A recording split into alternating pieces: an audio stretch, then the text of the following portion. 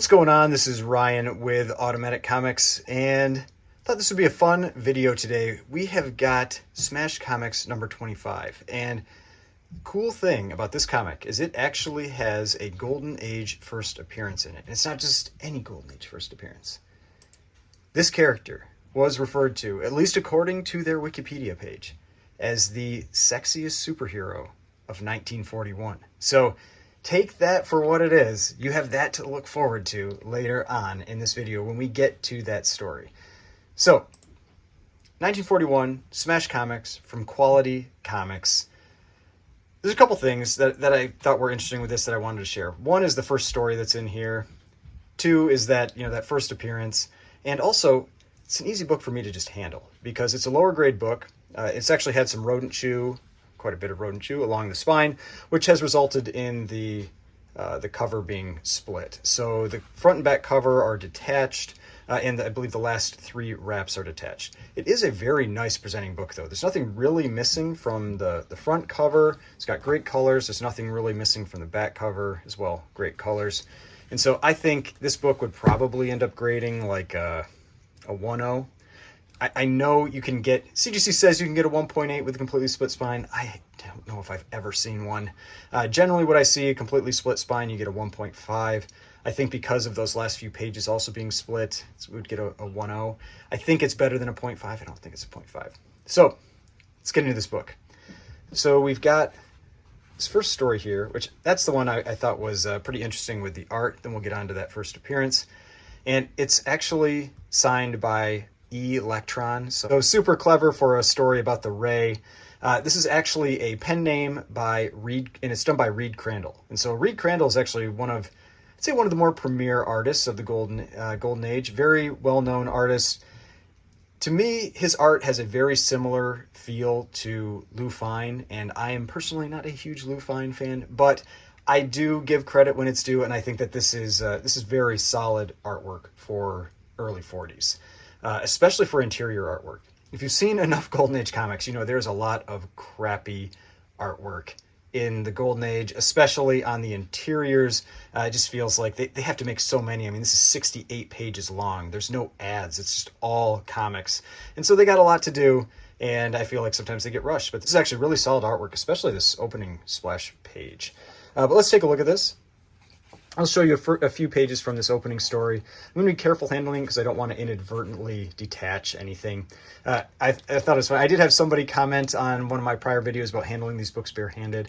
As long as you wash your hands, it's fine. It actually gives you better control over the books, and your books are graded this way as well.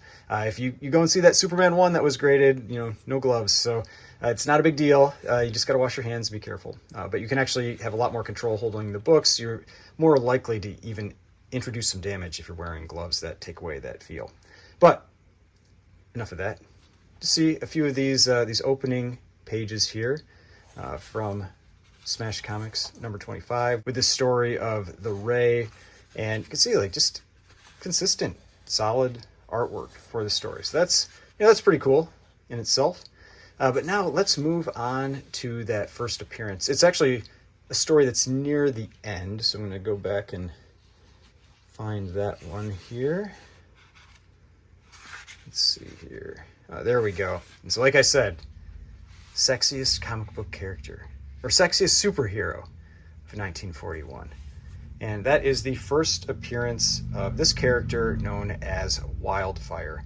Now, DC did acquire Quality Comics later on when they went out of business, so technically they could use this character if they wanted, but they chose not to. There have been other characters with similar powers, but this character has not really carried on into the more modern era. But you can see Wildfire, pretty scantily clad character for 1941.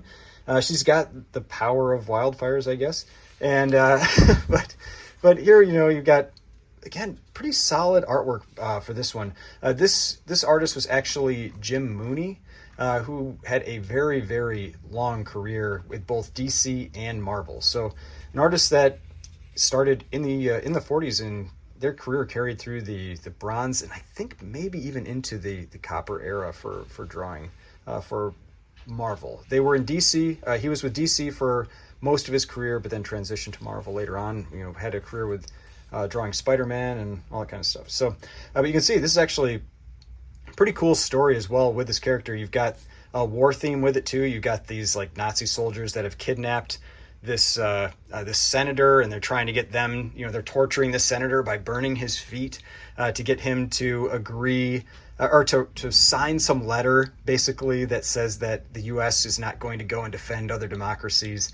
But yeah, I mean, you got a first appearance, you've got a World War II themed story, you've got some Nazi bad guys, you've got a senator getting tortured. I mean, this story's got quite a bit going for it for this first appearance of Wildfire. But yeah, I mean, I just thought this would be an interesting one to show. I mean, it's not a bunch of pages, but it's definitely a full first appearance for this character.